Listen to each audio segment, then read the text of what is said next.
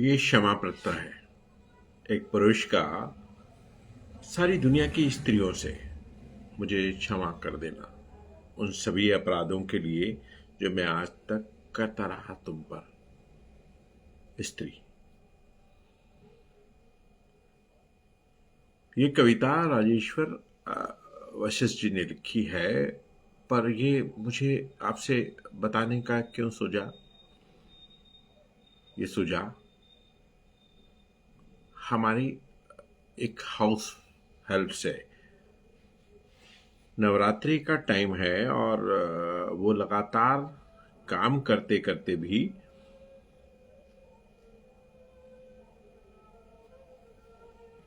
व्रत रख रही है नवरात्रि का। अब आप कहेंगे कि व्रत रखना तो कौन सी बड़ी बात है, सभी रख रहे हैं, शायद आपने भी रखा होगा, पर वो केवल और केवल पानी का व्रत रखी है। मतलब पिछले 4-5 दिनों से उसने केवल और केवल पानी पिया है और सुबह 9 से 7 वो अपने काम पर, अपनी ड्यूटी पर, अपने परिश्रम पर लगातार आ रही है।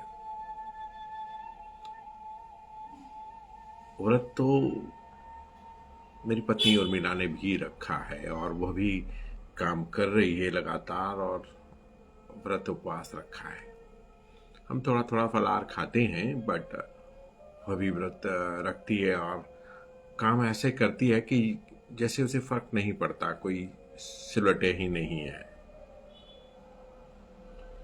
बात व्रत और व्रत रखने की नहीं है, बात स्त्री के व्रत रखने के कारण पर है।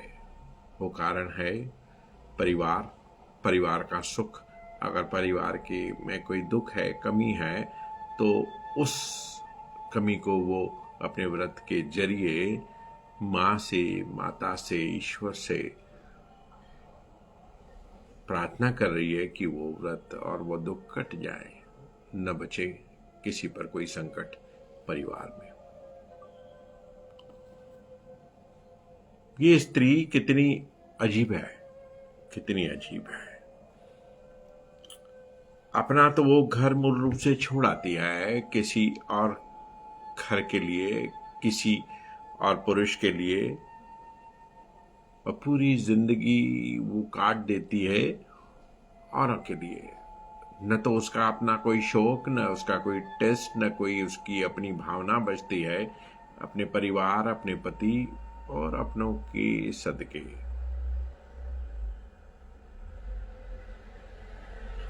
ये क्षमा पत्र इसलिए आज पढ़ना बहुत जरूरी है क्योंकि कुछ अपराध अनजाने में भी हुए होंगे और कुछ किए गए होंगे, इसलिए कि तुम्हारी आंखों की इबारत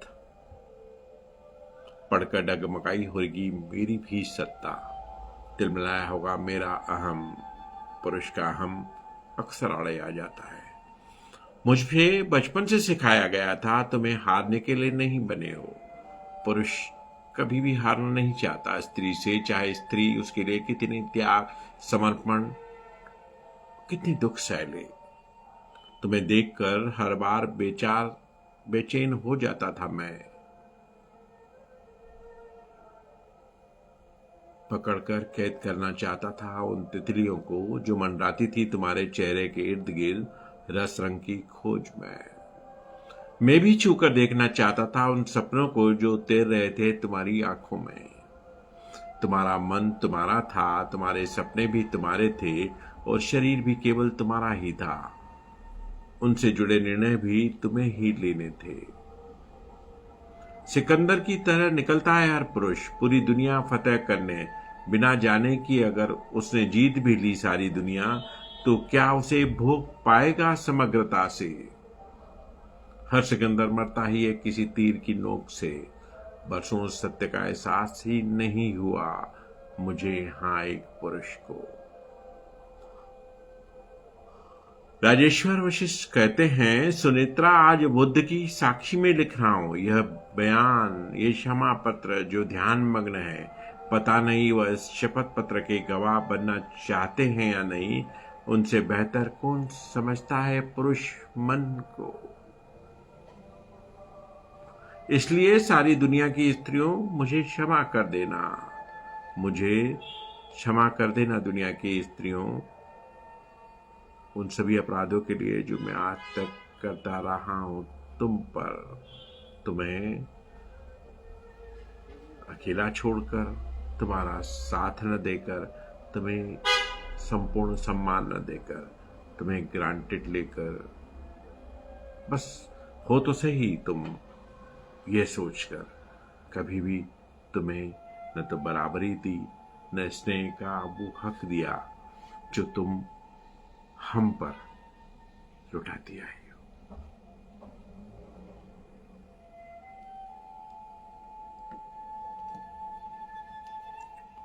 वो हमारी हाउस हेल्प कितनी सरलता से इतने कष्ट को सहती है और वो भी नहीं करती, व्रत करती है।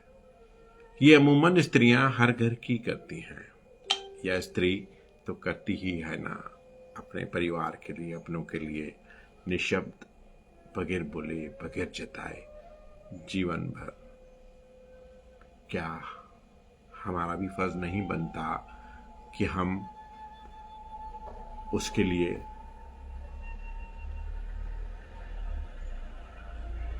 बस इतना ही सोचें कि वो जो कर रही है, जो समर्पण, त्याग, हम उसे अप्रिशिएट तो करें।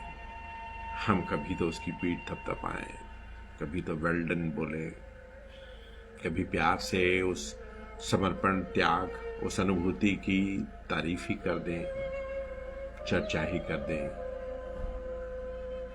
या उसे देखकर भाव, आंखों के जरिए भय तो सही कि कितना कुछ करती है एक स्त्री पुरुषों के लिए, परिवार के लिए, सबके लिए, संसार, प्रकृति, सृष्टि, संस्कृति, धर्म, सबके लिए। कभी कभी सोचकर डर लगता है कि अगर सृष्टि में स्त्री न हो या कम हो, या जिस घर में स्त्री नहीं होती उस घर का हाल क्या होता है। कल एक फिल्म देख रहा था, उसमें अचानक विदेश यात्रा पर जाते हुए एक स्त्री यानी पत्नी कोमा में चली जाती है, उसे ब्रेन स्ट्रोक हो जाता है। बस ये फिल्म स्त्री के बीमार होने, उसके बिस्तर पे पड़ने और उसके न होने से होने वाला वैक्यूम, खालीपन, जिंदगी का उजाड़ होना बता रहा है। मैं भी पुरुष हूं और मैं भी उसे देखता रहा। स्त्री, पत्नी या मां या बहन या मित्र, सखी का न होना जीवन में, उसका दूर होना क्या होता है, यह सोच सोच कर ही रोंगटे खड़े कर दिए इस फिल्म ने। और अंत में आते आते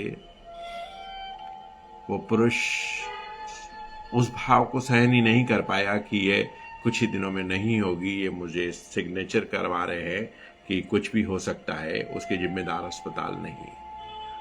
और वो सिग्नेचर करता है और बस उस स्त्री से पहले ही अलविदा कह लेता है, क्योंकि उसे पता है कि इसके बाद उसे तो जीना आएगा ही नहीं। जीवन निराधार, निरर्थक, बेकार, बेजान, फीका हो जाएगा। स्त्री का होना सृष्टि का होना होता है। बहुत मायने रखता है, बहुत मायने रखता है घर में स्त्री का होना। देवी की पूजा की जाए न की जाए आपकी मर्जी, उसके लिए व्रत उपवास किए जाएं, ये भी तो आपकी ही निजी मर्जी है। पर स्त्री का सम्मान, तिलक हार की जरूरत नहीं, कोई अवार्ड रिवार्ड की जरूरत नहीं, केवल सम्मान, उसका स्वाभिमान भी बरकरार रहे, उसे पूर्ण इज्जत मिले, बस ये ध्यान देने की जरूरत है। नमस्कार। कहानी वाला से लक्ष्मण पार्वती पटेल, इंदौर। स्त्री तुम क्षमा करना, क्षमा करना, ओ दुनिया की स्त्री, वो मेरे घर की स्त्री।